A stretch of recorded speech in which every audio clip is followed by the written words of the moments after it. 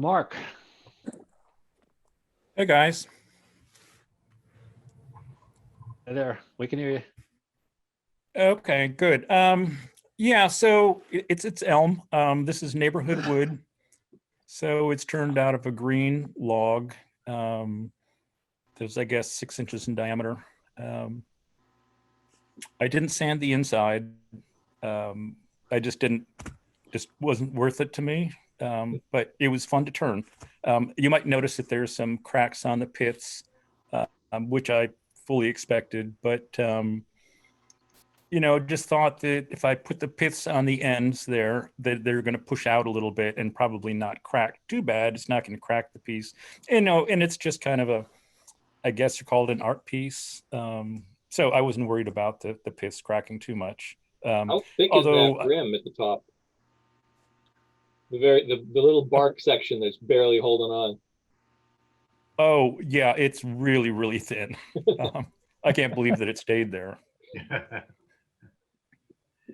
Yeah, no, is that CA'd in, or did you actually turn it and have that stay there? There is no CA on this piece at all. Wow, that's impressive. There's a little bit of shellac and wax on the outside, and that's it. Oh, and in fact, no, there isn't any shellac. It's just wax. That's the only thing I put on this. But so a question would be, is if I didn't want the piths to crack, what could be done? Could I have drilled that out and then replaced it with something after it's finished, or any thoughts on that? Or twice turned it. Was it twice turned? No. Yeah, but I suppose you could twice turn it. I wouldn't. Yeah, I don't know how to do that with a piece with those windows and with a movement in there. I don't know if that would work.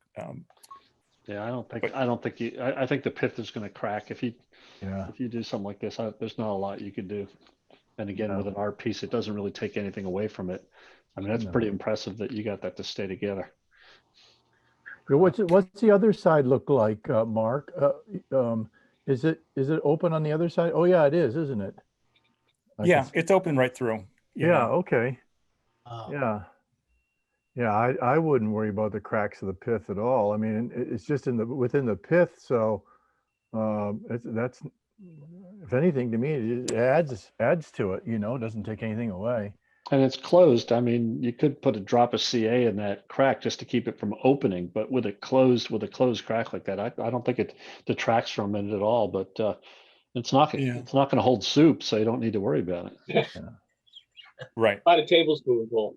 Yeah. Oh, that's nice. I was wondering whether or not pre-treating the pith with little light, thin CA might have prevented that or ameliorated it. I've tried that. As you turn, it never seems to work, because as soon as the part that gets glued, you turn it away. And you basically you're chasing your way into the wood, because the glue, even though it does have a capillary pull, it only pulls so far. And I've gone through half a bottle of glue trying to defeat a crack that way.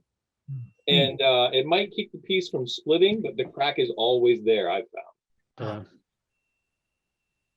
Now, wood's going to move, particularly around the pith, so not a lot you can do about it. All right, Mark, is your second one? Yeah, we should probably see the other view first. This is the bottom. There we go. Yeah, so this is just a vase. This is I don't know, a practice piece. Some fun. This is, again, neighborhood wood. This is birch, and I had watched the demo by Rudy. Oh, I forget his name, but Lopez. And little guy. Yeah, the little guy. Rudy in the Lopez. demo was on the thin stemmed goblets. And while I was kind of convalescing, recovering from surgery, and I couldn't lift wood. I mean, I can't lift weight, but I was good enough to stand and do some turning. So I kind of embraced that, turning things that had almost no weight to them at all. And then that kind of grew, and into turning something slightly larger, like this base. The nice thing about doing this, and most of us are bowl turners, is what I learned about tool usage and things like embracing spindle gouges and doing all this stuff has really been fabulous. So anyway, so the top of this is very thin. All the bark is original. There's no CA on there. And as you see by the picture showing the bottom of it, I was able to hollow the foot almost completely. That's nice. That's a nice piece. Yeah, you did a remarkable job with that bark. Yep. No, for the tool works, sharp tools.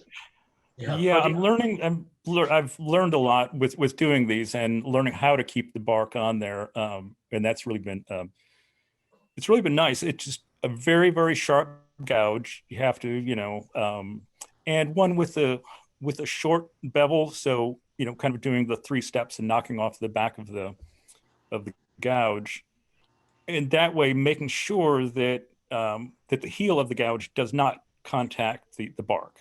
Right. You know, it just has to be a really clean cut, and it's been working fine. Of course, being greenwood, I guess the bark stays better. Yeah. How did you hollow out the foot, or how did you hold the chalice on the lathe while you hollowed out the foot? I'll put my video on. Ask me your question again, Stefan. How did you hold the chalice on the lathe while you hollowed out the foot? With a vacuum chuck? Oh, no, that there's with the jam chuck. Okay. There's no way that I could do any kind of vacuum chucking on here. So yeah, so there is there's a jam chuck put down into the bottom of the upper part, Okay. and just a tail rest, and It turned just wet, turned right? it away till there was a little apple core there. Right. It was Okay. turned wet. Yes. Yeah, you could really do a lot with a jam chuck while the wood's still wet. Right. All right. Well, very nice. That's well Just done. one quick comment. You mentioned something that and Alan Leland taught me this, and I pass it on to all my students. Simple lesson. Every hour you spend spindle turning makes you a better turner. Every hour you spend turning bowls makes you a better bowl turner. And it's true. It's true. Spindle turning is true turning, and you learn a lot of techniques that apply across the board. Bowls do bowls. I remembered his comments and was thinking about him when I was learning all of this spindle work. It's true. All right. We need to move on. Lan? Yeah, but these are caddy scoops that I made. I copied Phil Irons. I don't know if you've ever seen him. He sort of made a living making the little tea caddy scoops. And I've made Kukskas for years. So I made his plan or whatever in a larger version. And the reason I wanted to put them on here is because you turn the ball part and then you cut it in half on a bandsaw and finish it up, hollowing it out. So those two pieces, it amazed me that the grain looks so different. I mean, they literally were cut apart right there. Yeah, they were a millimeter apart. Yeah, and yet it looks so different. So it's very obvious how you can make your own adjustments on pieces and make them look good. Because of these two, one of them I like, the other one just looks like garbage to me. So. And they are exactly the same thing. This is just the backside showing how you can't really see the handle is as swooped as it is. And they've got a neat little shape to them. They're easy to hold and make good little drinking cups. Those are nice.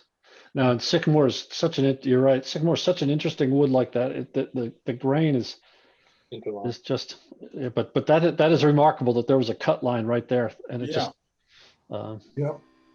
That's literally where they were cutting. yeah, no, that's So Lan, would you talk about it again? You made a sphere and then cut it in half? I did. I made the sphere with the handle. All right. And then cut it in half. And then I hollowed it, each one of them out. How'd Lynn, you- how did you cut it in half? Do you have a holder of some sort, or you just do it by hand? I do it by hand on a bandsaw. While it's still chucked up, I draw a line for a center line. Okay. And I know you're not supposed to turn round things on a bandsaw, but you're pushing it in long ways. And you do have 2 points in contact with the bed of the bandsaw at all times. So I've never had a problem with it snatching, because you're making one cut just straight down the center. So it is supported the whole time. Right. Right. Okay, good, thanks. Then how did you hold it to hollow the center out? Yeah. I just PVC pipe and just made a chuck and clamp it. You cut a relief for the handle. Yeah, yeah. Oh. Yeah, it's just like a reducer, and I chuck it directly to the spindle and use a band clamp to clamp around it and hold it in there. And I just cut the relief for the handle to sit in. So it does extremely well. And if you look really good, you'll notice how the wood of the cup is thicker back towards the handle than it is out at the far end of it, just slightly. Yep. And that's because I did cut that relief, so it does give a little more room. So if somebody takes a micrometer to it, they're not going to like it. But anyhow, Right. I mean, you can come back and do a little sanding and button it up, make it look a little better, and make it look very similar all the way around. 3.5 inches cup size. What does a caddy scoop do? What Phil Irons uses is to dip tea. His are only like 1.75 inches. And mine, like I said, it's just a glorified Kukska because it's a drinking cup to me. Right. Okay. That's nice. You do. Looks like it would hold a good amount of bourbon. It'll hold enough for sure. No ice. Okay. These are basically done the same way, and except they've got longer handles to them. Friend of mine needs them. He does reenactments, and they love it when I make them a few to give, and they use them. And you know, every year or so he wants another one, so I'll That's make him one another split one. piece again. What's that? It's one split piece again. Yeah, it's a split piece, and this one I do chuck back up again between centers to turn the handle after I cut them in half. So this one has 3 axes as opposed to the 2 axes of the small ones. How do you chuck it to hollow it? Go on to the back side and you can see an advantage. There's a question I think that about how you hollowed it. I think It's the Not sure same what- way, and it's like a big propeller flipping around, of course. Yeah. Not something you try on a mini lathe. No, well, you can. You just got to make it that size. You'll not use a 10-inch handle on your 12-inch mini lathe. Lan, I still did not understand how you rechecked it. When you talk about a clamp, what does the clamp do? Where does it go? And how does it stay in place? I cut 8 reliefs into the PVC pipe, and then that way I can run a band clamp around it and squeeze it tight. And as long as you're not clamping but just a little bit, it holds surprisingly well. What is the clamp? Is that a rubber band? No, I use a metal band clamp. a big hose clamp. Yeah. Okay. And you And stay these are far done- away from it when you're turning. Well, you use your long tool rest and it protects you from getting your fingers into that propeller for sure. The reason that it's a good picture of seeing the back here, you can see the advantage that handle is not on the same axis as the cup. So it creates that neat little groove in there that, thank goodness, it balances exactly onto a bucket or the rim of a Dutch oven or whatever. So it works out really well. And it was purely by accident. I didn't create that. Interesting. No, that's nice. Don't tell anybody that, Lan. Very nice. It's a secret. Don't share it with anyone. Lan, you don't have the PVC piece close to you that you could show her, do you? I do not. It's out in the shop. All right. Well, you know, Mike maybe Keith that's a. uses it. If you check out his YouTube videos, he does a lot of them. Then the only thing, you know, you might want to consider instead of cutting it on the bandsaw, is gluing two pieces together with a piece of brown paper. Yeah. In between, and then with I do stuff like this, and I just use I use white school glue. Right.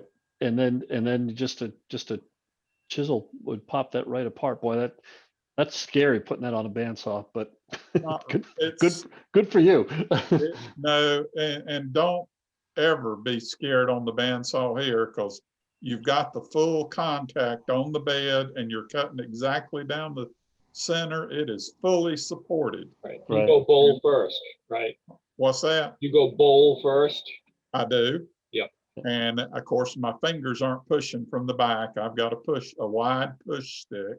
Yep. So it's in full contact 100% of the time. So right. I don't, you know, but what you said, I have tried, and some of these handles, I got a little small and broke them when I tried to split them apart. The paper joint held stronger than it did. Yeah, what I found the key is to use not very good glue. Yeah, that's probably my error, because I went ahead and used my regular glue. Tight bond, yeah. No, if you use like the white school glue, that it's just enough tack to hold that together, but it comes apart. It's not nearly as strong as the wood. So, but very nice. That's those are very nicely done. Well, thank you. All right, Norm. I feel like we've already had a good discussion about these. Yeah. As a matter of fact, I won't even talk any further unless anyone has any questions. I made a lot of these. I get the fur from Amazon, like $10 for a 12 by 12 piece. The wood spectra ply, or just different types of wood I find. They're a lot of fun. I mentioned earlier that I make them about 3 inches with a hook to hang, or 6 inches to sit on the desk. Easiest thing I figured out is the best, the most efficient way to do it is to actually drill the square wood about 1 inch deep with 1 inch wide drill bit. And then I can mount it on my pin jaws, and I don't have to do anything else. When I mount it on the pin jaws, I don't set it all the way back to the chuck. I leave myself about 1/4 inch so I can actually work the whole bottom.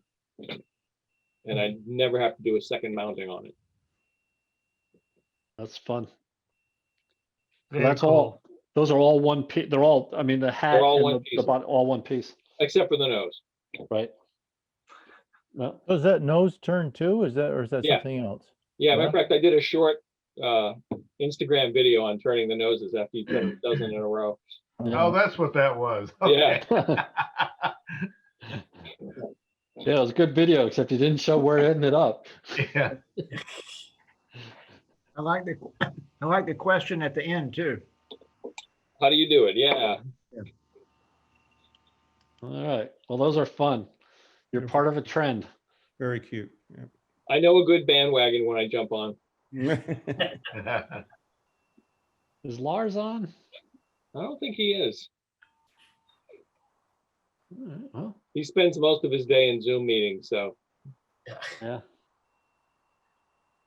Drunken Irishman. Well, we'll let him talk didn't about see- these. We'll talk about these next month. All right, Jim, you're up. Ooh, this was a burl that my neighbor got out of one of his trees beginning of March, and cherry burl. And he brought it down and we processed it, and this is just before the pandemic, so you could talk to each other without a mask. But anyway, this is one of them. How big is it? What's the diameter? Oh, this is about 8 or 9 inches. Okay. I thought I had this down here. No.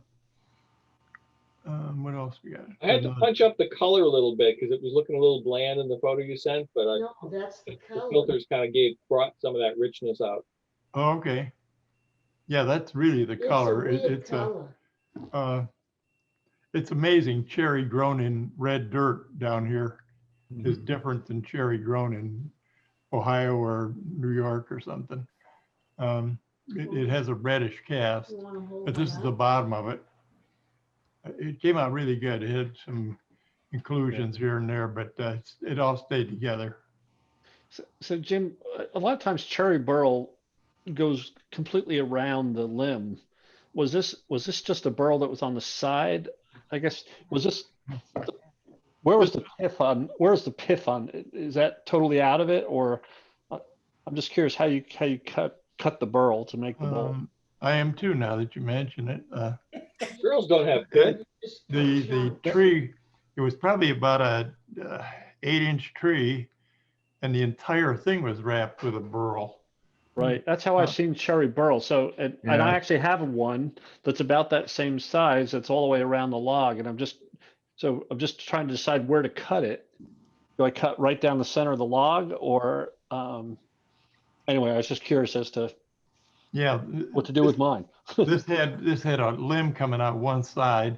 Okay. It was kind of rotten, and I cut that part out. Right. I think it did cut right down the middle. Okay. I'm pretty sure. But All that's right. one of the bowls. I probably got. Yeah. Let's see. Here's another one. This is another one. This is probably about 12-inch by 7-inch, and my photography's gotten better since I took these. I can't believe I sent this in, but anyway, it really figured. It came out gorgeous. He's really happy. The real life one. That's the bottom of it. That looks better. What are you using for a finish? What was that? Water? Danish oil. Danish oil. Yeah, Danish oil. Many coats. No, the figure, that's pretty spectacular figure in that. Came out good. Very nice. You got it sitting there, Jim. You want to hold it up? The real color. Well, I can hold it up, but you can't see it anyway, can you? Well, yeah, we can see it. Yeah, we can see it. Where am I? Hold it up a little bit higher. There you go. Pause screen sharing. Oh, okay. You can't see it. I guess I have dual monitor. Unless you stop screen Yeah. Okay. All right. Color is Never mind. I can see it. I could see it, but I can see it. yeah, I have dual monitors, so I can. All right. Very nice, Jim. Joe. You there, Joe? I'm unmuting. Yeah. Okay. So just some ornaments. The balloons are about 1 3/4 inches in diameter, and the baskets are about 1/2 inch, I think. And this was actually my first attempt at hollowing, and I was pretty impressed that I didn't blow any of them apart. So kind of happy the way they came out. For making the blank, you can choose any woods that you want. Contrasting woods, I think, look best. And you use a centerpiece that's 1 inch square. And then the other woods that you use are 1/4 inch in diameter. I'm sorry, 1/4 inch in thickness. And they're just layered on the 4 sides of that central core. So after you do the lamination, you should wind up with something that's approximately 2 inches across. And then it's just a matter of shaping it and hollowing it out and making the basket. And I guess you can, if you look carefully, you can see, there's a little bit of texturing on the basket. It doesn't show really well in the photo, but it is there. The other ornament, not as complex a lamination. There's a little green veneer in there, and it's just purple heart and cherry. And this is actually, so the blank is drilled before with the Forstner bit to make the Square. small holes, and then it's turned.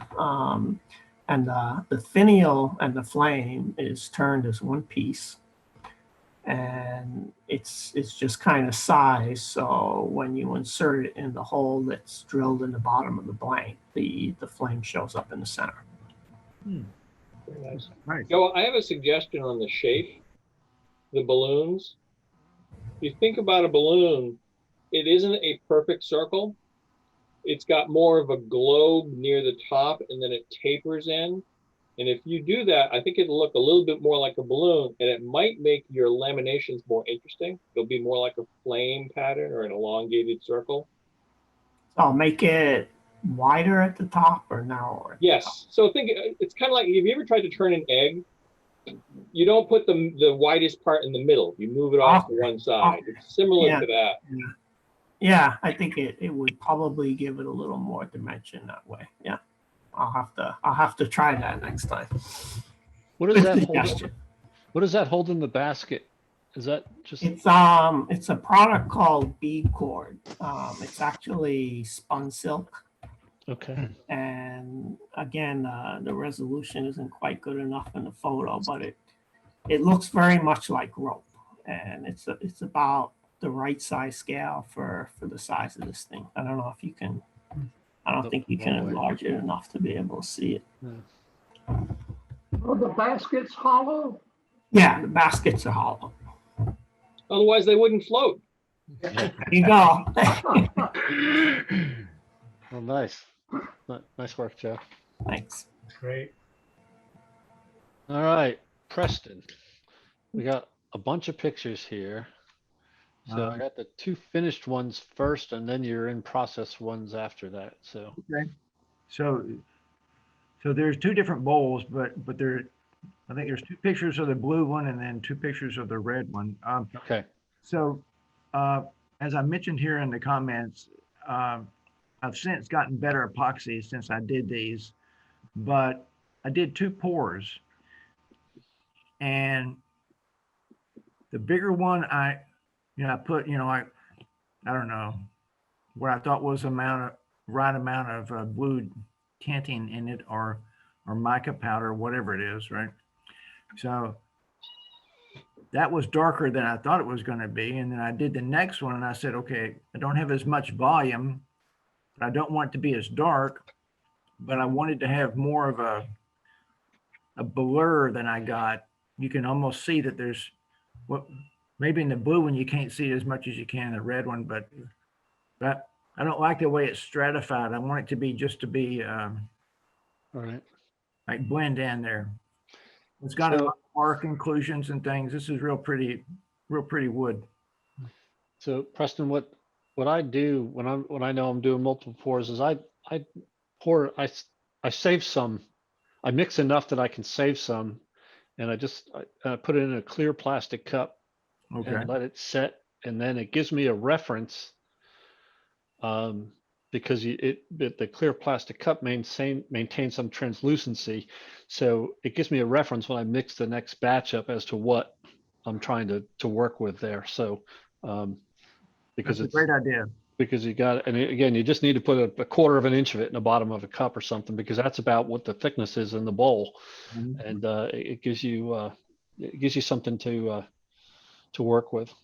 Okay. I've heard someone talk about mixing colors into just one of the parts too, so that you're not rushed.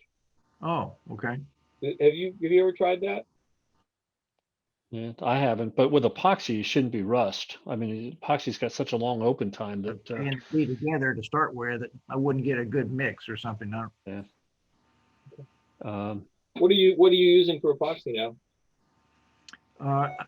I won some on an Instagram raffle. I don't remember the brand of it, but it's a deep pour. So, this was about 3 inches vertical, and this one not quite 3 inches, but that was more than the aluminum light that I got at the store. But Preston, what was the thickness of it? It was 3 inches high, but it was only what was the bowl turned before you put it in? And we can go to the next one, but if it's only a ½ inch thick, you could do that. You don't have to worry about the 3 inches high. Oh, okay. I mean, I cast Alumilite in, yeah, I mean, that's when they say 3 inches thick, that should be on its thickest dimension, but it's a heat issue. And if it's only a ½ inch thick, you really shouldn't have any problems with it, with the heat on that. So particularly with epoxy, because it's set so slowly. Alumilite, with the quick set Alumilite, you may have some issues, but typically with epoxy, you shouldn't have to worry about it. Okay, that's a great tip.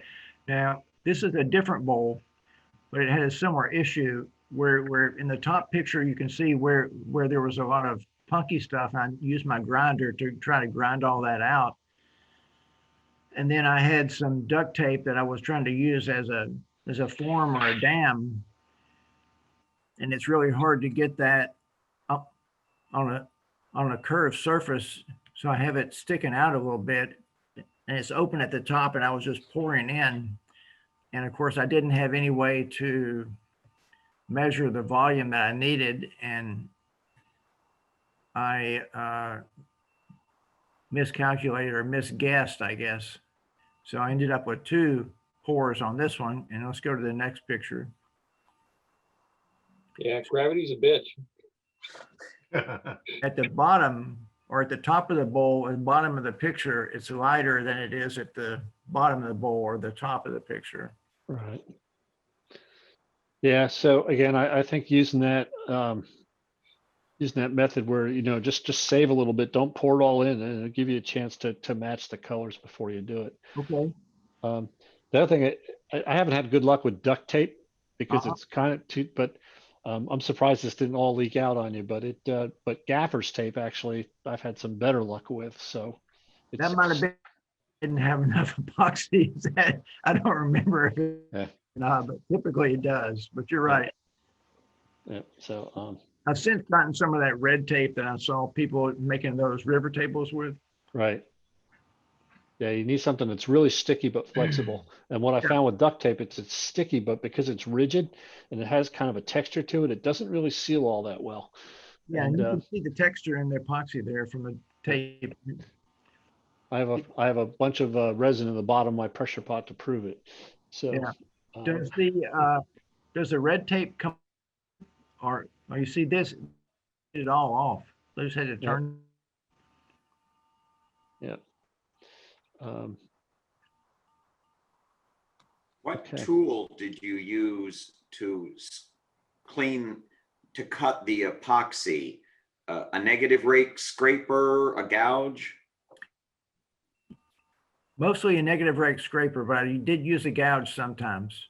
But this was real rough here. You can see it. But I didn't take a picture of the finished one yet. Yeah. But interested to see that when you get it done. Okay. Since it's mostly wood, but then it's epoxy, and I would feel like that I get a little more vibration than I normally would because it's consistent all the way around. So it's got, the wood is softer than the epoxy. I think maybe it's the other way around. I don't remember. Yeah, and you could probably use a bowl gouge with a swept back rind with a shear scrape would probably, after you get it close, because you sure don't want to be chipping that epoxy out with the, Steve, before you go too far along, Lars and his cat have joined us, so you might want to back up to his. Okay. I will do that. But I mean, it's really fun to use the epoxy. I think you can really highlight some of the beauty of the wood, especially if it's a little transparent. You can see light through it. Yep. Well, thank you. All right. We'll be curious to see what that one looks like when it's done. You should, that maybe next month. All right, let me go back to Lars. Oh, I just passed it. There we go. You there, Lars? Yeah, can you hear me? Yep. I turned these a month or two ago. They're I got inspired by Max Brosi. I don't know if you remember seeing him at the International. symposium. He's an Irish turner, and the things I remember from him are the whale bones and the sort of plumbing fixture looking things. Yep. So he does a lot of carving, but some of his just plain turning is to make these footless bowls that come up and around and then flare back out. And he typically burns them. He typically makes his out of oak, and his are taller, so they wobble more. And he's Irish, and he dubbed them drunken Irishmen. And I don't mind using that term. So the one on the left is mulberry, and the little vase behind it is also from the same log. And the one on the right is redwood. And naturally, I burn these. The grain is really subtle in the redwood, but it feels really good to your hands. And then on the mulberry one on the left, I probably refinished that one, I don't know, 4 or 5 times, and finally settled on this copper paint to fill. I painted the whole thing copper and then sanded it back. So the grain sticks out as copper. And then right now I have all my coloring pens in them. I have the skinny ones in the one on the left and the bold ones in the one on the Nice. Anyway, just continuing burning. They're fun to make. They're about 5 inches in diameter. That's interesting. So that I guess I've never turned mulberry, but I didn't realize it had such that almost oak-like grain to it. Yeah, it usually looks like the little vase right behind it. Right. It's a gold yellow color. Right. And I really like turning it. It cuts really well. It finishes really well. It burns really well. And it's usually cut down all the time. People hate getting mulberry trees in their yards. They grow mulberries, which stain everything. Right. So it's usually fairly easy to get as well. What is the redwood bowl finished with?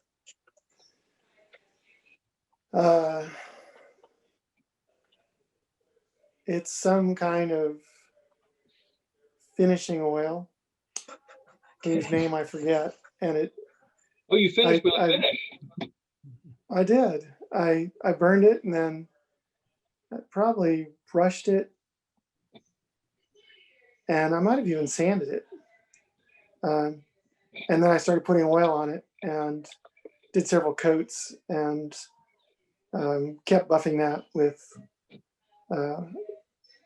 just inkjet printer paper to buff it up a little bit. Hunter, the only thing you're really sure of is that you burned it. And we're all sure of that. Yeah. Can't get it. Can't hide that. So, Robert, what was your question? We're having a hard time hearing you, but how did you burn it? Is Robert's question. These I just burned with a propane torch, a butane torch. Just burn a little. Try not to burn my hands. And as you go around, the whole thing gets surprisingly hot. And when you dunk it in water and pull it out, it's still steaming. And it stays. It picks up quite a bit of heat. And when I burn them, after I'm done burning and I think it's all out, there might be some little embers or something, I always run water over them, because there was someone I talked to who tried burning a bowl and came back an hour later, and it was a complete pile of ashes. And luckily it was sitting in the driveway, not where, on your workbench, where the whole shop would have gone up. Wow. So you need to be a little careful. So when you burn that, Lars, you burn it down fairly, the depth of it quite a ways, I guess, in order to, if you sand it back a little bit and finish it and so forth, like you did with the copper on there, and still have the black in it, correct? Yeah, it takes off the spring growth a lot more, of course, when you burn it burns the soft part of the grain much more quickly. And I probably burn it like 3 times. Oh. You go and you put a good char on it. So it's completely black. You know, there's no hint of any wood. In fact, the char starts cracking. And then when the char starts cracking is my signal to stop. And then I brush it all off with either a stainless steel or a brass brush. You can get them. You get a whole package of them for 99 cents at the dollar store, or maybe for a whole dollar. And brush it back. You can also, I saw a video recently, Dad's Workshop or something. It's a YouTube channel, and he burns them back. He sands them with the rotary flapping sanding things that you put in your drill. Yeah. And that takes the black off. You get back down to maybe slightly darker wood, but it's definitely recognizable. You'd see the gold if I did that of the mulberry. So I might try that with another piece of redwood burl I have. I like the texture. What's buffing with inkjet paper?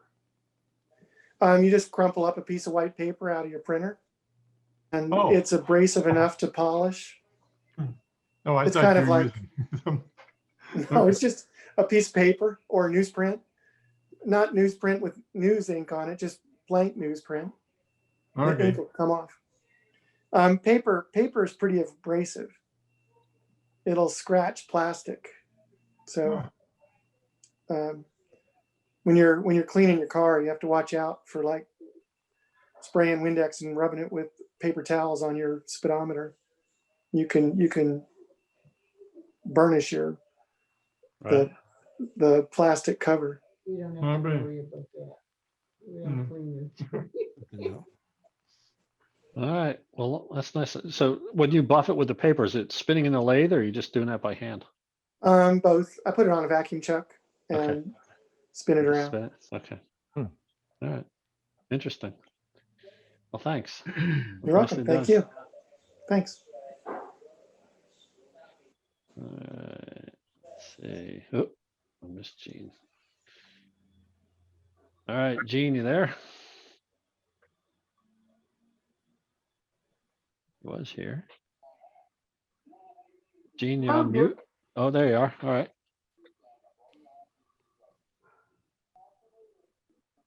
You want to talk about your piece? Like I say, this is the third one of these that I've made. Each one's been different tree root. And the only things that's turned here are the 3 mushrooms. But for some reason, people seem to like these.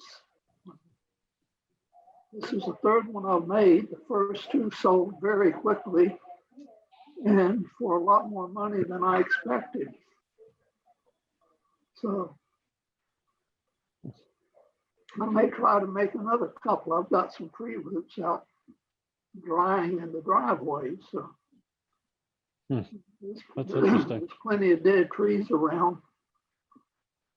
So no shortage of material. Right. Is there a finish on the root?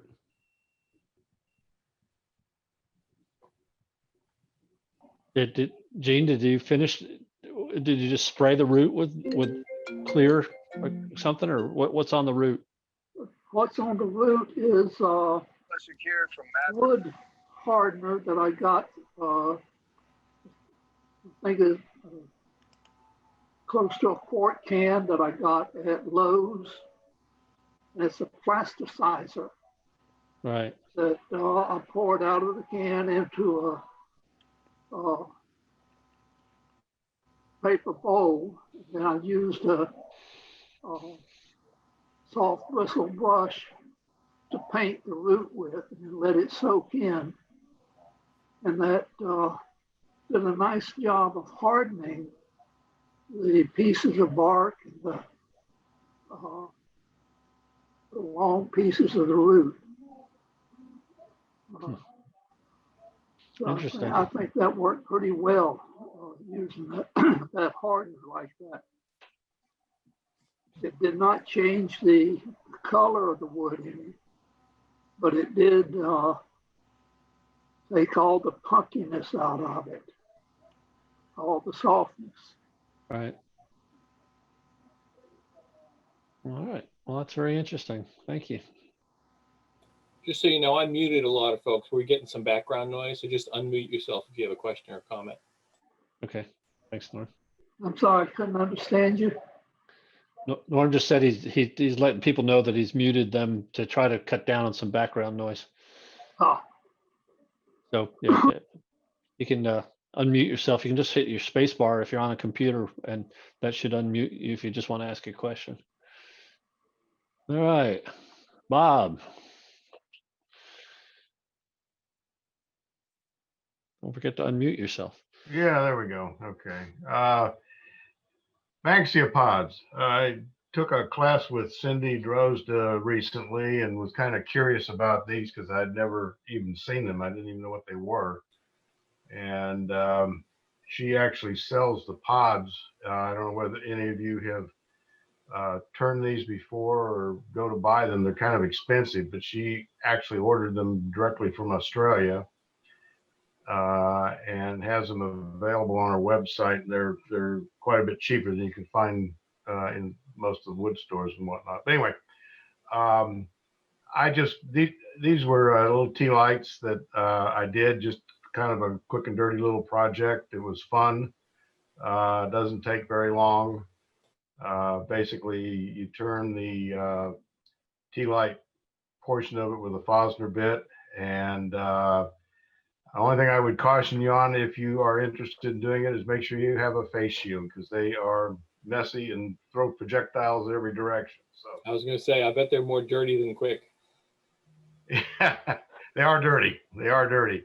It's an interesting seed pod because the center of it is very dense and hard as hell. And then the next little ring around the pith area is pretty hard, but not as hard as that center portion. And then there's a section down there, you kind of see a redishness. It's almost like a fuzz. And that stuff gets everywhere. So they're kind of tricky to turn, but they're fun. The red stuff, when I turned them, the red stuff got on my forearms, and I had a good allergic reaction to the red fuzz. So I don't turn them anymore. That's interesting because I had on, long sleeve shirt and everything because I was out in the shop and it was cold. So I didn't experience that, Lars, but that's a good no. Lars, maybe you could burn the fuzz off. Probably could. Might be an interesting project too. How big are they? They come in different sizes. The larger ones can be up to about 12 inches in length, about 3 inches in diameter. Smaller ones are maybe up to 6 inches. So they vary in length and in diameter. It's interesting. When I've seen these seed pods in the catalogs, I think sometimes they have that red stuff off them, that fuzz, because it's more of an open exterior on it. So that's interesting. Yeah, that outer covering that's kind of gray on the outside that's got those little bumps on it that covers that fuzz, and it's pretty hard. Yeah. So once you get it turned, that stuff really doesn't seem to come off. I've had them sitting out here for a while now, and it doesn't seem that it's getting on anything. Of course, I sprayed them with a clear finish just to put something over the top of them, and that might have helped. Right. So, I like them. Were you able to sand them? Well, you sand the top portion around where the tea light is on the bottom. Okay. And you just run through different grits. You just got to be careful not to get it caught on the edge there because it'll rip the sandpaper right out of your hand, or if you're using a drill or something, it'll tear it right off. But you just kind of have to play with it a little bit till you get it set up right, and they stand out pretty nice. Very nice, yeah. Nice. I've been experimenting this year with different textures and paint and whatnot, and this was kind of a first crack at trying to do a bark look. And that center ring is that attempt, and I was done with carving first, and then wood burning, and then some more texturing, and then it was just dry brushing layers of acrylic paints on it. So that was just kind of an experiment, more or less, to see how, if I could get close to a bark look. Yeah, I didn't really see bark, but I really liked the effect. I mean, it was almost rustic looking. Yeah, show the bottom. You can see the pattern a little better. There you go. Yeah. Yeah, I think it's really cool. I'd like it if it was a little closer to the top of the bowl, I think. Yeah. Yeah, it does kind of split the bowl in half. Yeah. I'm working on another one now. I'm using it a little bit different texturing technique, so it may look a little bit different. I think it actually looks a little bit better. When I get it done, I'll bring it on. But it's kind of fun. It's an interesting, thing to just kind of experiment with. Are those personally? I really like it. It really looks good, and it looks like it's a metal band that's been put around the bowl. Hey, Norm, steampunk. Yeah. I like it doesn't have enough straight lines to be steampunk. I know. But it just gave me an idea. All right. Is that size correct? 1 inch high and 3 inch diameter? Yeah, it's just small. So I pretty had a small. little piece of cherry I just was playing with. Yeah. Oh man, I wouldn't have guessed that. I I was guessing that was a 9-inch piece. I didn't even read that. Yeah, I read it and I was surprised because I had the same thought, Norm. Yeah. Now the band is about a 1/2 inch wide. Okay, so I was playing with Christmas ornaments since it's the season, and I made some miniature bird houses and colored them. And I made some little snowmen and some icicle snowmen. No big deal. Yeah, those are real nice. They are nice. Yeah. Yep. And that's just some more of the, most of these are already gone.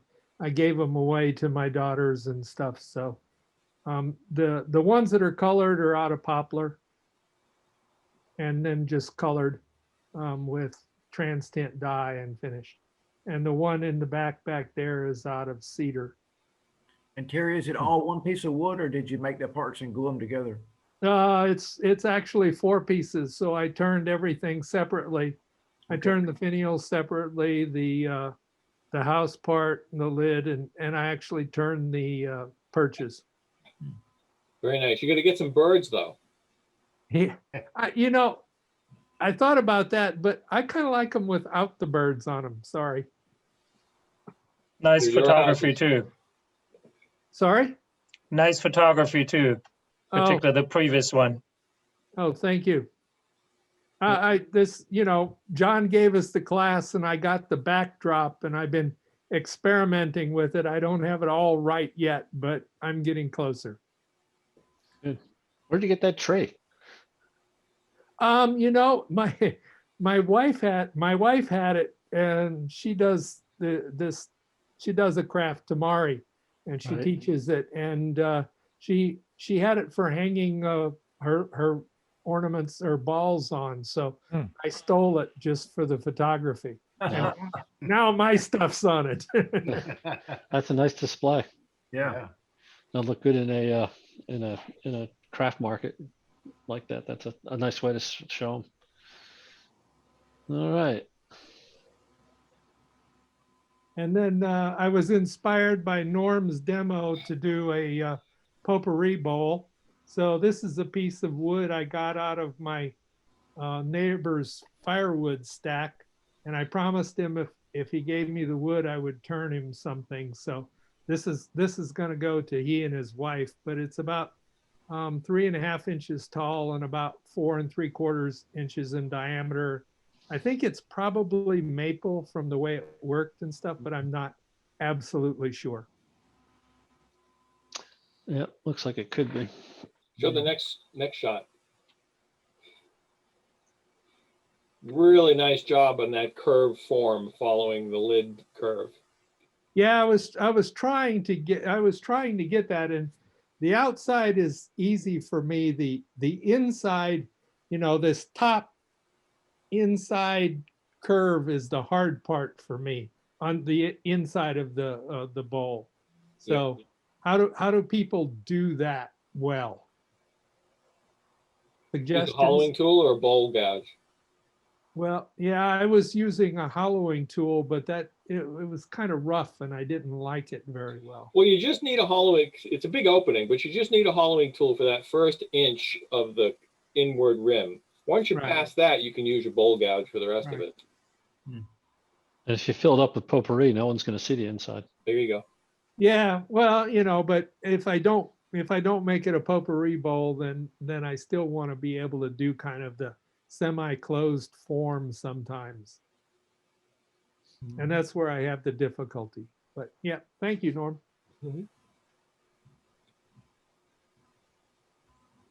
All right. Ray. Unmute, Ray. You're muted. You're muted, Ray. All right, I'll hold down the bar. There you go. Yeah, you have to hold it down or just unmute yourself. All right, so this is, I'm holding it down, and this is a Cigar Humidor that I'm making for Christmas for my grandson, and it is now off the lathe. Where are we here? So it's a box design. Oops. Cherry on the parts and black walnut inserts top and bottom on both pieces. It's ornamental cherry, and it has this unusual stripe in it. Well, let me see if I can get my, there it is. Which is kind of strange the way it came out. And that, turning on the lathe right now, a piece for the bottom that's kind of a perforated disc with a couple little feet that under which there's a new kind of gel pack that you put in to keep the cigars at the correct humidification. And I have these. This is a, there we go, a gauge for a humidistat, and that will go into the lid. And also this little, which I doubt you'll be able to, but there is a Army, oops. I'm directionally challenged here. An Army insignia button, which will also go into the lid. So I've did a test piece upstairs and drilling the, just a hole. Now that the piece is all finished, I have to drill the 1.5 inch hole to accept the humidistat, and I'm chicken to do it. I mean, the piece is pretty. I'm glad I practiced with this piece and found out that my 1.5 inch Forstner bit was super dull.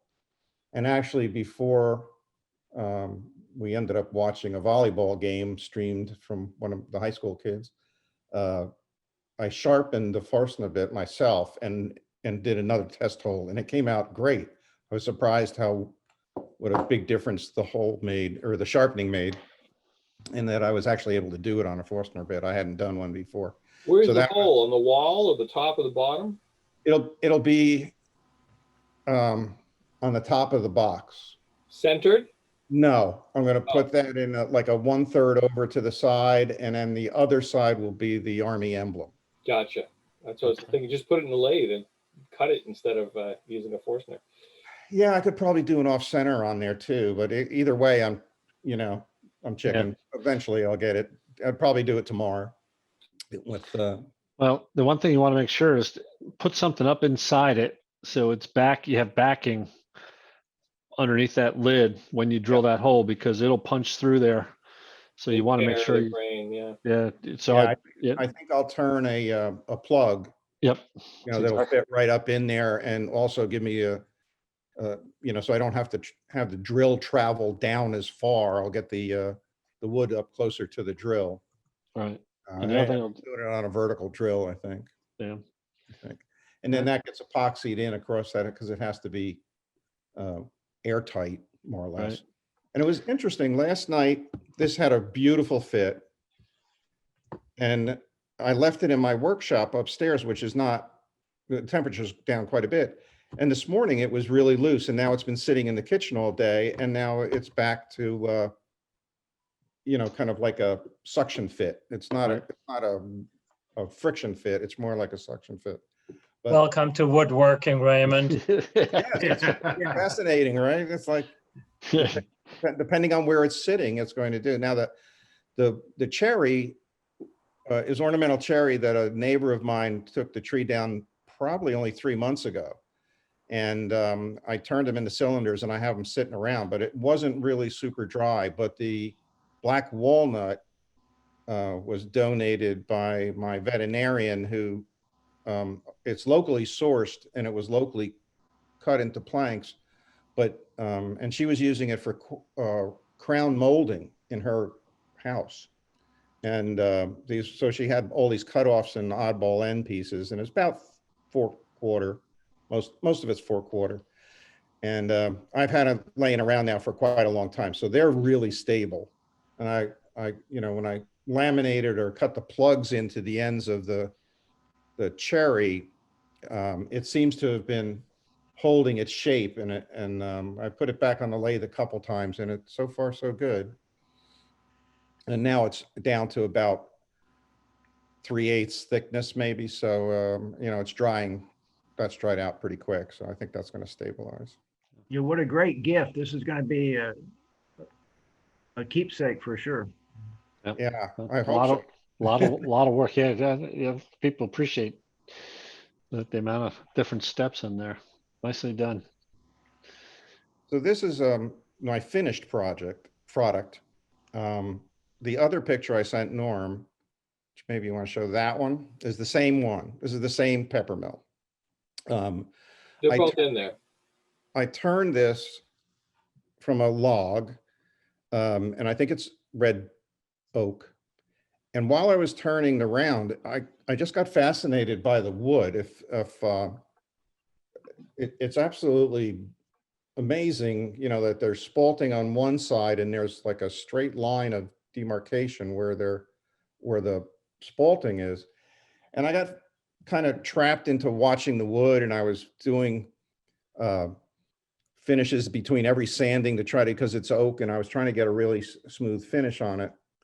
And I brought it downstairs and put it on the counter, and I said to my wife, she asked me to make this for her hair stylist. I guess you can't call them hairdressers anymore, hairstylist. And I said, do you want me to put the peppercorns in there for you so that you can give it to her? And she goes, I can't give it to her like that. It looks like a dildo. So I said, oh, excuse me. And I, you know, so I felt a little bad about it, but then I realized I wasn't paying as much attention to the form as I was to the wood. And I was all focused on the finish. So I put it back on the lathe, and this is the final redo, the restructuring the product after. Pete, show the other photo. It sure looks like a dildo. Well, there's markets for everything, I suppose. Yeah. Great. Those are my, and it's funny in class because I think it's at least one or twice somebody has said to me, you know, like at the end of the day, all the wood will get dark. And if you're kind of focused on the grain and the looks and the form is bad, well, it's a bad form, and that's not correctable. And if the wood darkens and it loses some of its luster and its uniqueness, if it has good form, it's still going to be a good piece. So, you know, definitely lost myself in finishing the wood on it. And the other thing was my wife had picked out the kind of shape. I got a whole slew of them from the internet, and what she picked out, I wasn't really thrilled with. So then when I kind of approached it and I didn't have a final product in my mind, So I just kind of was turning and I didn't have an end point when I did the first one I did. And it shows, you know, it just didn't have any thought put into it really. It just was trying to get a nice finish on it, but pleased with it now. Ray, Good recovery. Yeah. Ray, how did you go about sharpening a Forstner bit? I have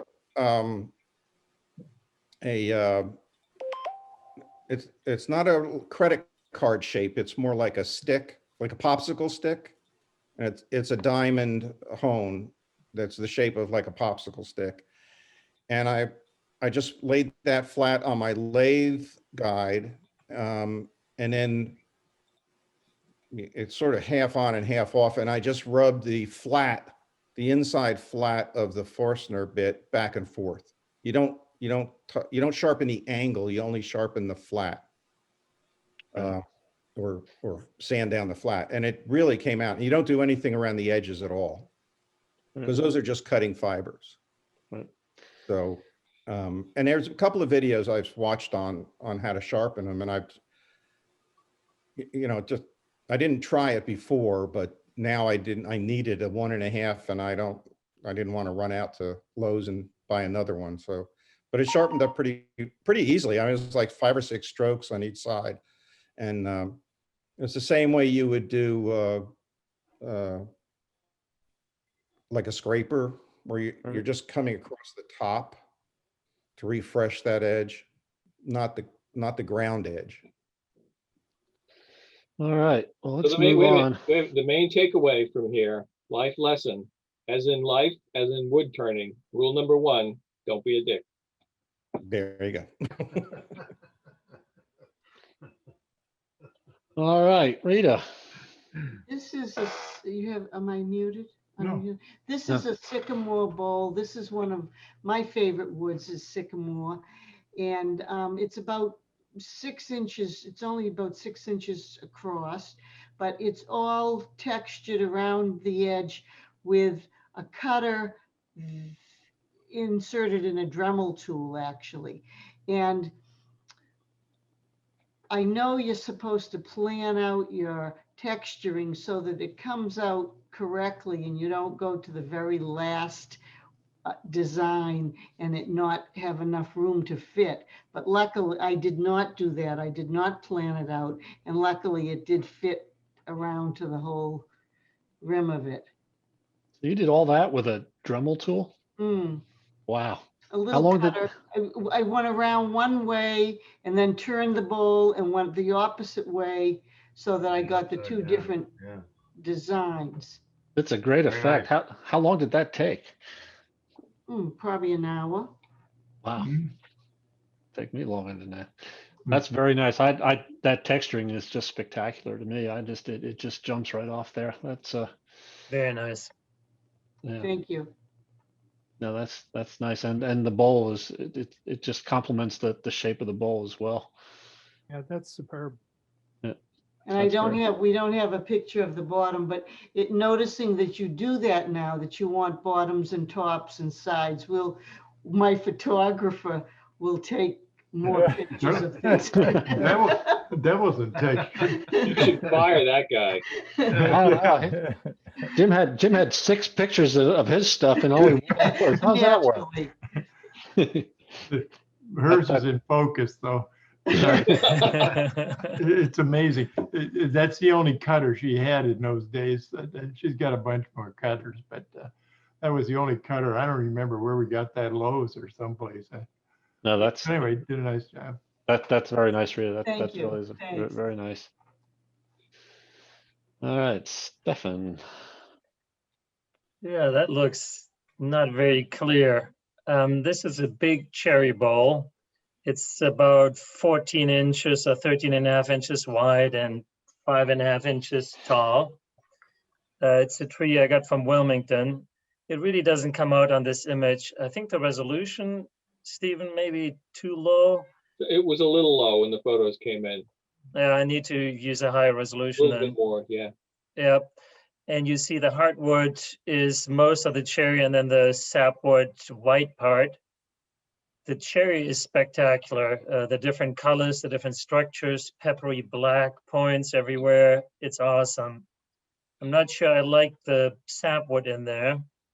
Oh, I like it. Who's that? That's Norm. Norm.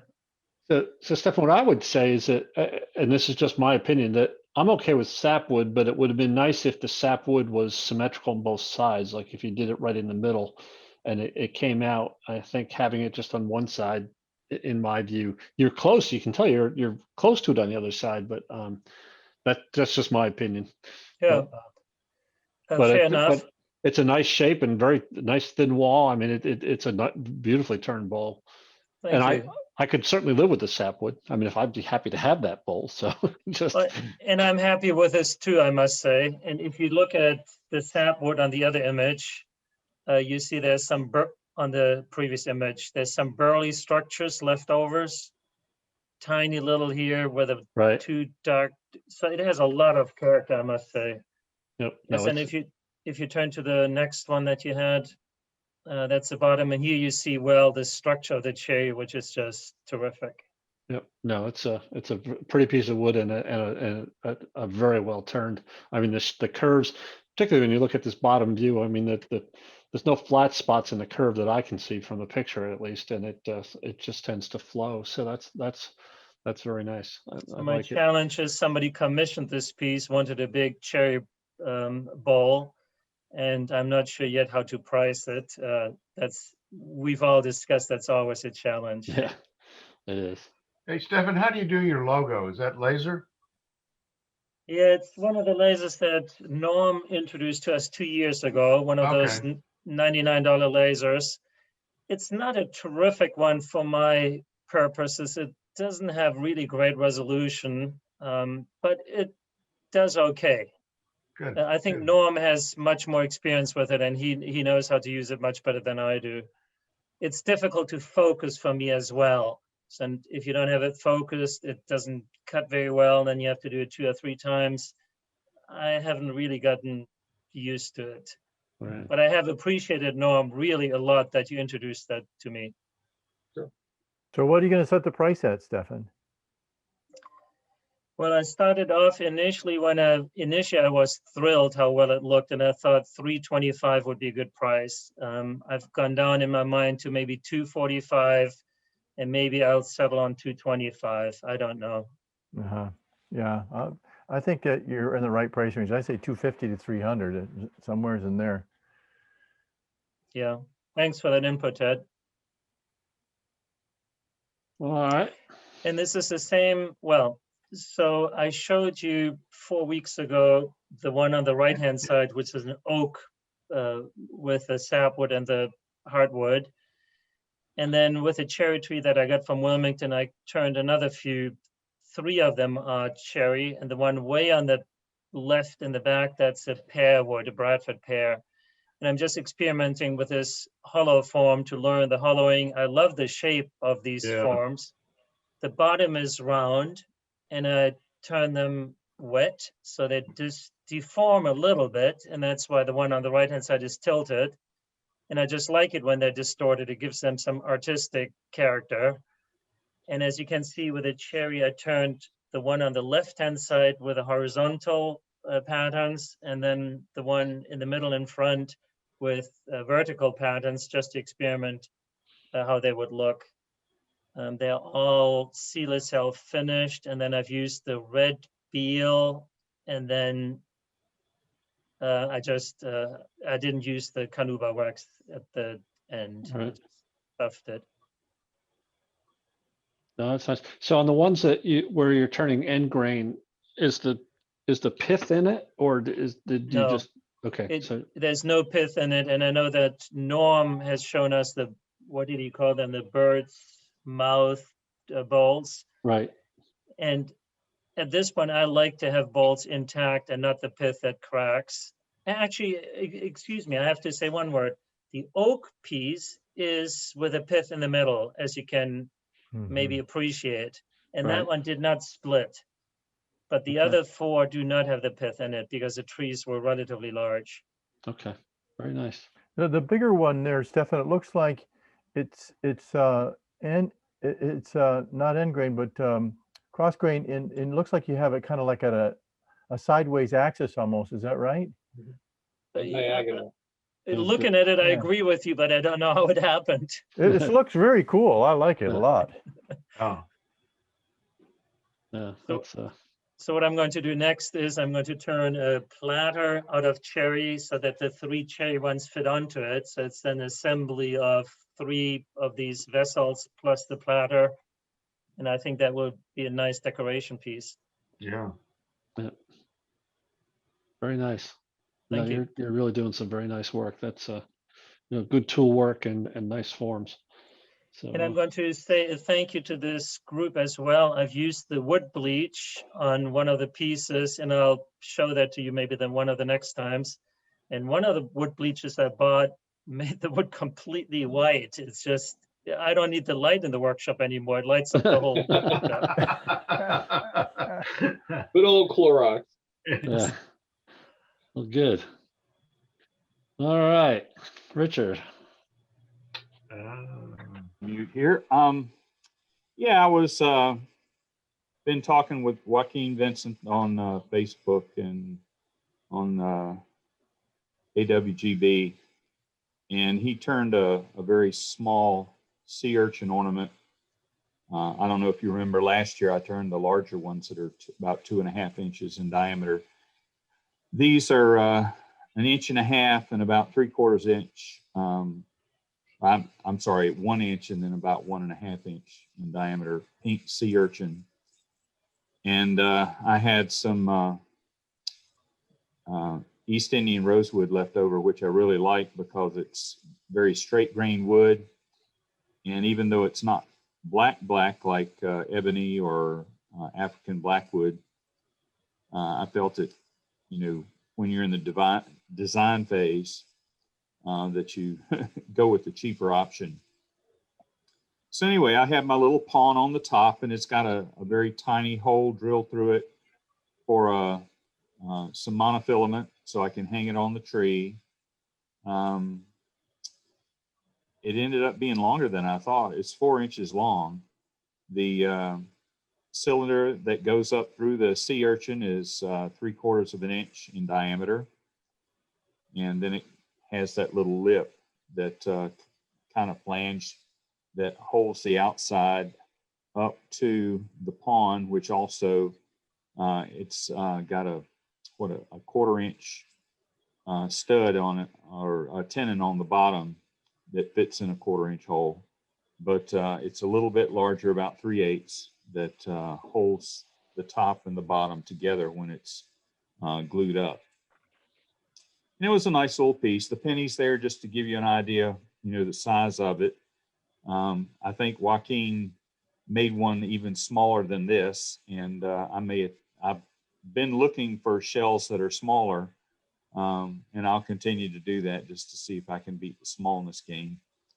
One thing that I probably would do on another one is make the bottom section of the finial longer. It just seems to me it needs to be about 1/3 longer to give it, that thinness. I mean, it's pretty tiny as it is. Don't get me wrong, but I'm always pushing the limit on stuff like that. All right. So anyway, that's what I have. All right. Very Very nice. nice. All right. Just a couple more here, Tom. Okay, this is my first attempt at this type of feat on the bowl, and that was an interesting little process. This particular wood is just from a tree in the neighborhood that I really don't know exactly what the kind of tree it was, but it has some beautiful texture to it. And I finished this with just shine juice and polished it on a Beal system. So it came out pretty good. I've got a little more work to do. I've actually done 2 others since then, and I've gone to 3 feet instead of 4. Yeah, I was just going to mention that it's a lot easier to get them steady if you only put 3 feet on them. Yeah, I was thinking about that at the time. This one actually is pretty stable, but I did think about that very thing, and so I actually built myself a little circle jig with slots in it with on 120-degree angles so that I could mark out and get my feet exactly 120 degrees apart when I did the 3 feet. Right. And that's, that made a nice little aid on the future bowls, but this wood is so spectacular. The pictures actually don't do it justice, and the pictures are halfway decent, but the wood, it just floors me. I was thinking when I got this wood that I wondered if any of this would come out and be of any, because it didn't look like much at the time when it was green, but the color and the variations in it just is amazing. The black lines between the fungus is gorgeous.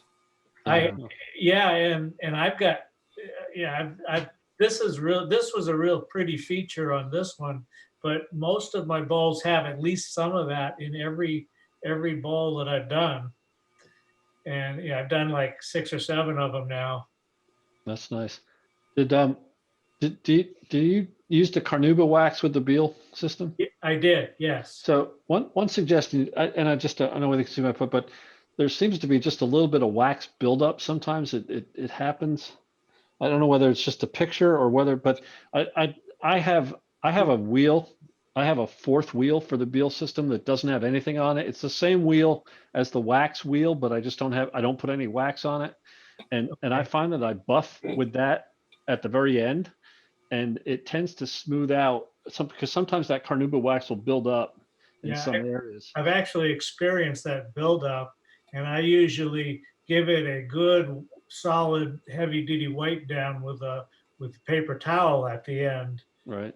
To try to smooth that out. It's just a little bit, you have to be real careful with that carnauba wax, not to put too much on the wheel. It doesn't. I use the 5-second rule, but I found that if I do get, I have this wheel that doesn't have anything on it and it works very well. I find it. Well, let me ask you, Tom, what Norm just pointed out, is that truly wax buildup or is it scratches that weren't sanded out? That was Steve.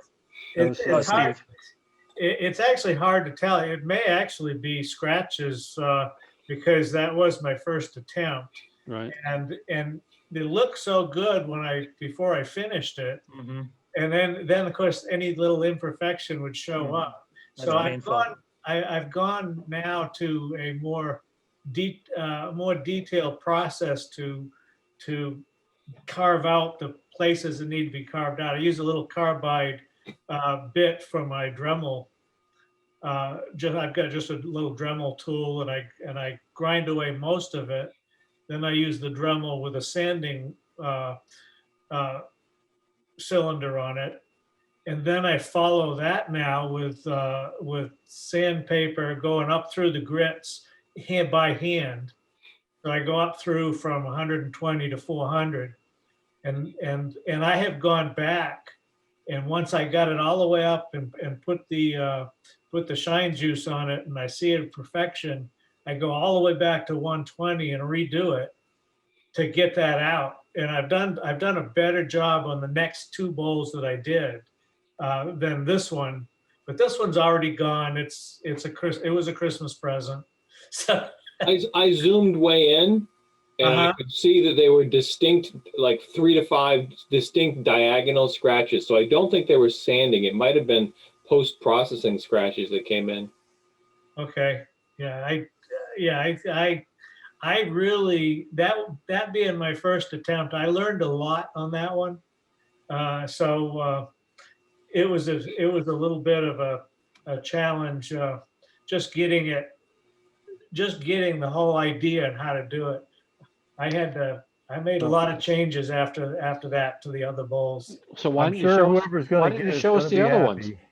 Well, I just got those done this morning. Okay, all right. So I literally did the carving this morning. It's that recent. Yeah, like Ted, but I do have one of them here. like Ted said, whoever gets that bowl will be thrilled with it. I'm sure it's Yeah. it's Oh, it's yeah. very, and the spalting is spectacular on it. So Oh, I yeah. think it's very nice. So This is one of the ones I did this morning, and it's got the 3 feet on it. right. It also has a lot of the spalting as well. I don't know if it's hard to see. Maybe I'm too It's there. close. There it Yeah. is. It's all on one side. The other side it's nice, but it doesn't have the spalting on it. Right. And Well, I we'll see don't know. that. We'll see Probably that one next month. Yeah, yeah. At least this one isn't scheduled to be a Christmas gift. All right. And Tom, is this the ones that you said you put in a container or something after you roughed them out and then? Yeah. I took after I roughed out the bowls, I put them in a plastic bin with Yeah. the wood chips, and then I put the plastic cover on. But more recently, I did a similar bunch of bowl blanks. I roughed them out, put them in the plastic bins, and thought this time I'll just leave the lids off, but they're still turning moldy. And so the plastic lid didn't seem to be an issue, but quite frankly, I kind of like what I'm seeing. Yeah. So we'll see. All right. Let's move on here. We're gonna run out of getting close to our time here. Okay, the other one is a segmented Christmas ornament. Each of these 5 rows are 12 individual segments, and the thing's about, what was it, 2.5 inches in diameter. And the finial is real simple, and it was just I think it was maple, and I just used a black dye. And my finials are a work in progress. I'm learning. So, but this one was, I actually made up this segmented piece about a year ago, and then I was afraid to do anything with it because I didn't know how to hollow things at the time. And now that I've learned more about hollowing the pieces, I saw this one on my shelf and said, well, it's now or never. And so it came out pretty good. I'm happy with it. Yeah, the globe is really nice. I think, yeah, like you said, I think a little finesse on the finial and even the top piece, kind of because they have a little too much mass. I think that they kind of draws, at least in my view, it kind of draws you away from the globe, which is really well done with all those segments in it. So yeah, I was real happy with the globe, and the rest of it didn't look too bad. My photography's terrible, but I definitely have every finial I've ever made's been different. So it's like duplicating something is really hard. Yep. Here's a quick lesson in finial. Nothing straight. Everything's got to be curved. Okay. Yep. All right. And now we're down to the last, mine are the last ones here. Just some. I was going to say, those didn't come in before the deadline. Wait a minute.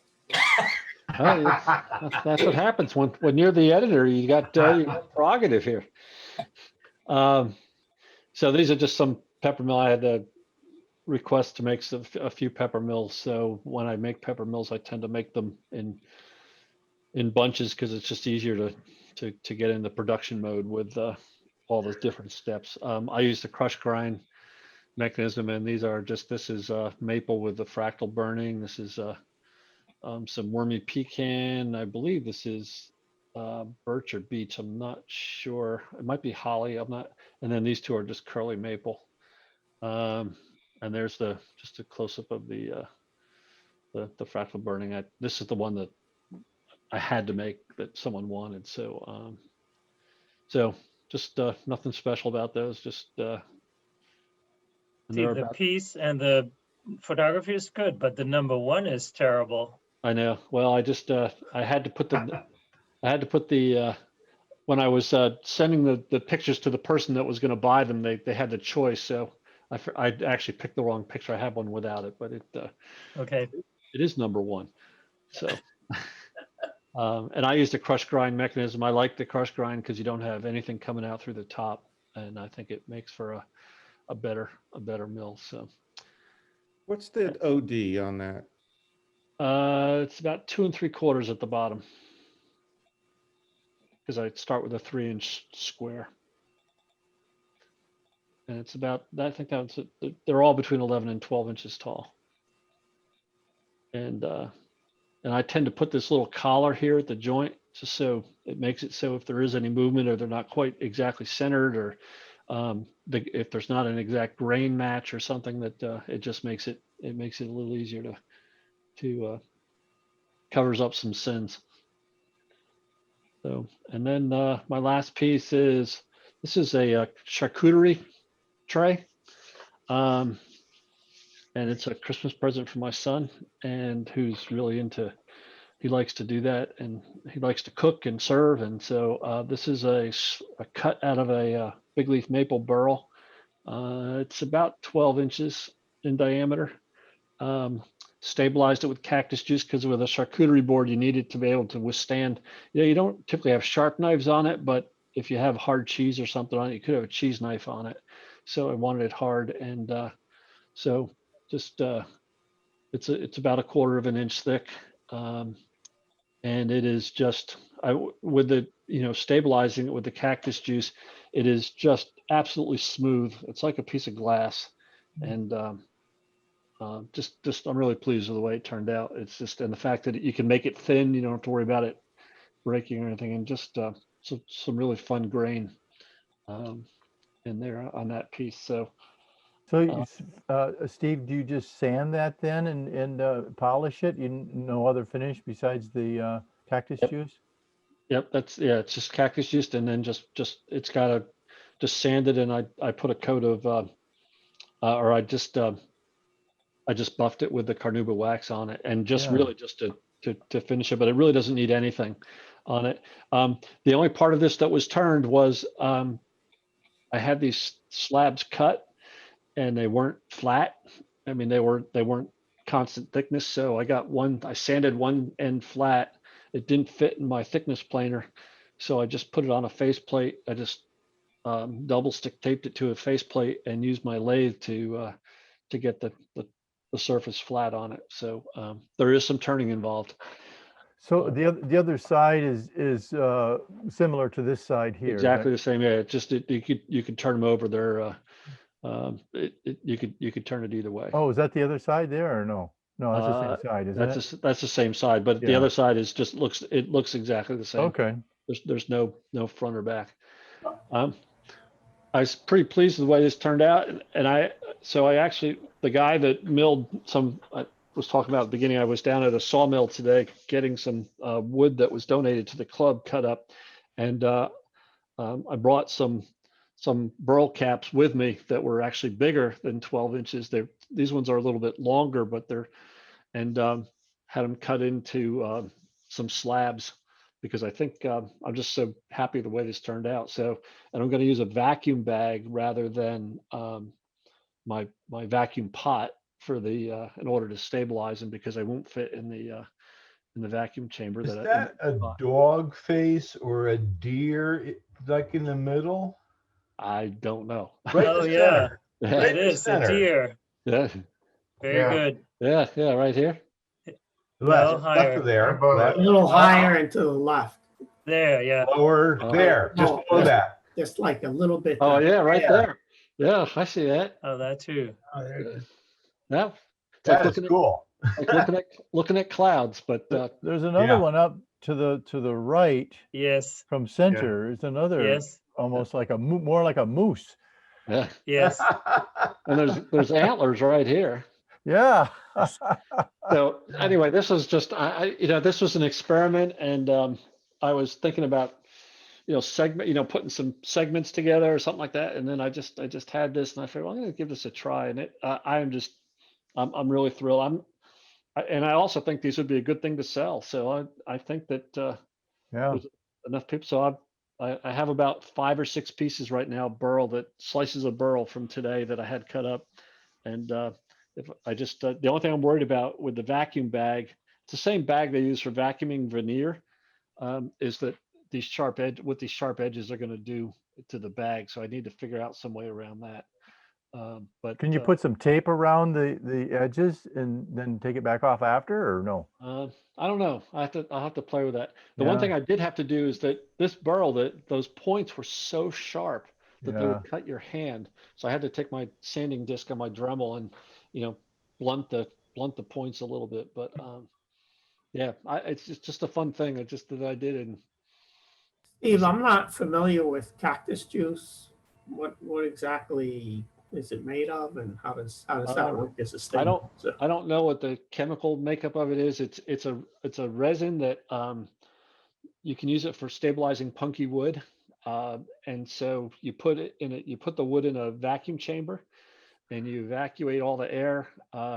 This was in a vacuum chamber for about 6 hours. And when you release the vacuum, it's like a sponge, and all the resin gets sucked into the pores of the wood. And then you bake it to set the resin. You put it in an oven and bake it for at 200 degrees, and that sets the resin. And so this thing it's hard. I mean, it's like almost like plastic. And that's considered food safe and everything.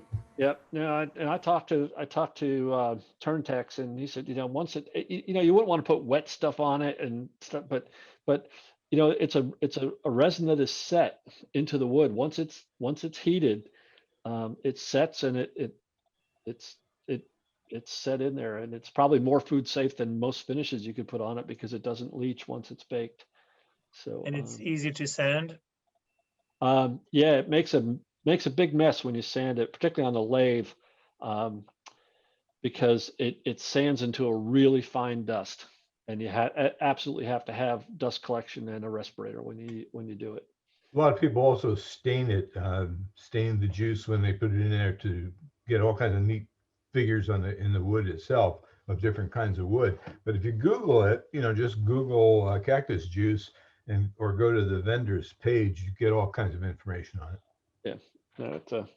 Yeah, I actually have I have a couple gallons of red that I use for a lot of the burl that I do, because it does make the grain pop. The grain was so amazing on this piece that I didn't put any dye in it because I didn't want it any darker. But it's awesome. Just a fun piece. So, all right, that is the end.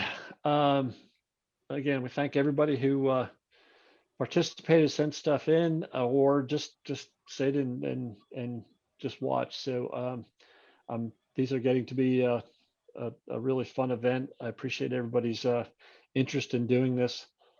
And we are done for the year. And I wish everybody a very happy holidays, and let's all say goodbye to 2020. Because 2021 has got to be better. So, You're here. A year in a lot of ways. Happy holidays, everyone. All right. We'll see you all next year. Safe and healthy.